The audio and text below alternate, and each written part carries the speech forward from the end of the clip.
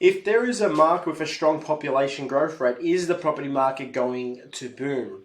Now, when I'm looking into a market, regardless if there's a growth rate of 3, 4, 5% year on year of a population growth rate, which is very strong, doesn't mean the property market's going to boom. I need to know exactly what this migration or what this population growth is actually meaning. So what do I mean by that? You actually need to sift and have a look at the data, because data is just data. It's understanding what the data means and understanding where are they getting these figures from and how they're making this calculation.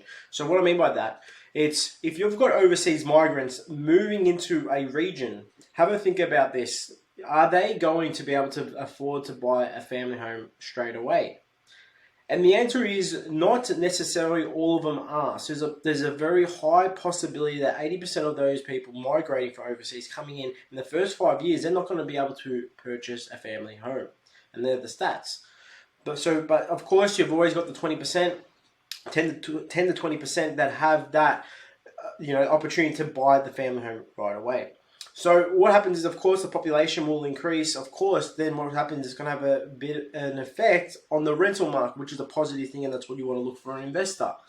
But of course, it's a double-edged sword as well when that can happen. Reason why I have a think about this is also you don't want the renters in that area to increase over a certain number, let's say 40% or more, because then you're going to outstrip the demand for capital growth, strong, sustainable, long sustainable capital growth. Also, depending on the area as well, there's other metrics that you have to as well put all together. But just have a think about this. If you've got too many renters in an area, landlords don't push up prices on a property. Of course, some people will push if they really want the investment, but of course it's always the owner-occupiers that go that extra bit further.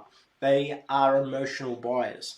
So that's something to look out for, and that's very important there too. So you got to make sure you're not at the threshold, and you got to make sure your metrics are stacking up still from an owner-occupier versus a renter.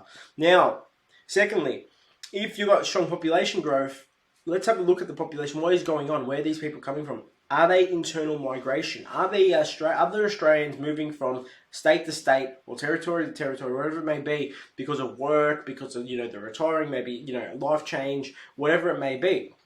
So you look at that, and those type of people, of course, the Australians, of course, that's they've been living in Australia. Who knows how long they've been living? 10, 20 years or since they're born here.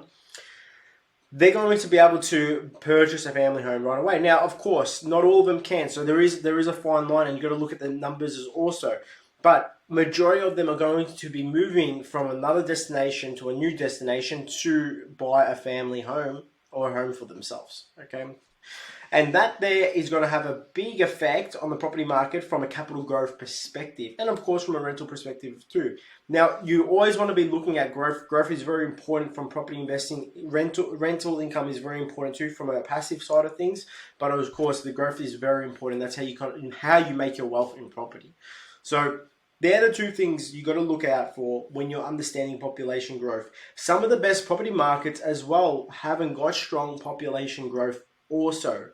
So that just keep that in mind too. Now, they might have internal migration and people leaving that area also with some of the best property markets in Australia. So that there, of course, it counteracts each other, and of course new people come in, push up prices, people leave, and the population can stay as well. So don't just look at it and be like, oh, there's no population growth in this area, I'm not going to invest in that area.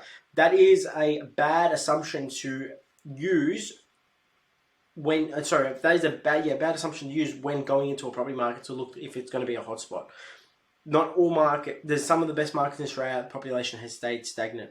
Okay, so hopefully that gives you a bit of education, a bit of awareness, and something you learned new there as well about understanding the population growth and where these people are coming from, and understanding that and having a look at that. Now, you can get this information at ABS Data. It's very important. That there can give you an informed decision and help you with your research when it comes to investing in a property market.